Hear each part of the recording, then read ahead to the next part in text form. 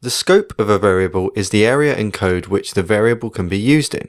A variable is said to be local to the place in code that it can be used. Code blocks are generally what defines a variable's scope, and these are denoted by braces. So for example, everything within the class in this example can be said to be local to that class.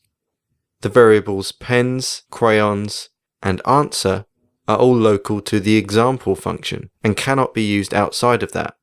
You would say that the variables alpha, beta, and gamma are in scope within the scope and access modifiers class.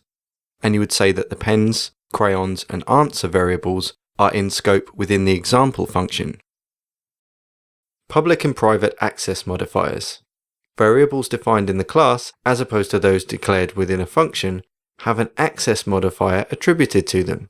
An access modifier is a keyword placed before a data type when declaring the variable, and its purpose is to define where the variable or function can be seen from.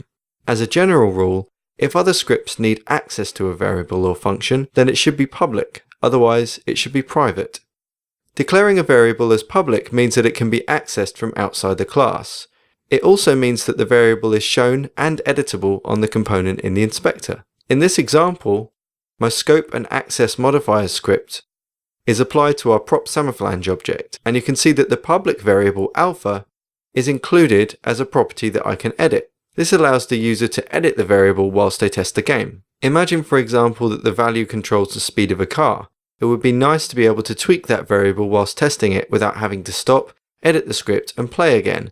As such, it makes sense to have this be a public variable. Note that if a variable is initialized in the class to a default value, for example, if we had put alpha equals 5, then it will still be overridden by the value that's written in the inspector. However, if these values are set in functions such as start and awake, these occur after the variable has been set in the inspector and will not be overridden. So for example, if my script had a default value of 5 but was being overridden by the inspector, then setting it manually with a start function will override the value in the inspector. Now, given that the game is at runtime, if I tweak the value again, that's now overriding the script again. So bear in mind that even though the public variable is tweakable on the component, it doesn't mean that you can't go back and edit it via script during runtime. Private variables can only be edited from within the class.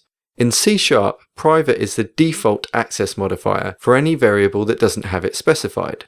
So although I've written private on beta and gamma, if I hadn't, they would be private regardless. It's good practice to make all member variables, those that belong to a class rather than a function, private unless they need to be public for a specific reason. Setting variables and functions to public can also mean that you can access them from other scripts. So for example, I have another class here which has two functions in, a public function called fruit machine and a private called office sort.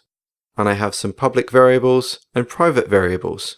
Back in my original script, I can call only the public members of that script.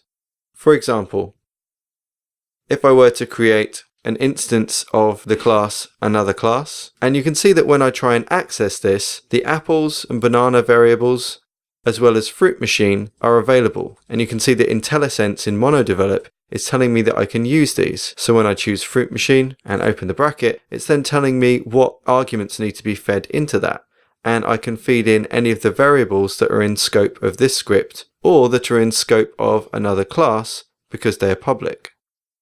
So I could use any of the variables from my scope and access modifiers class, and I can access the instance of another class and make use of a public variable from there, such as apples for example.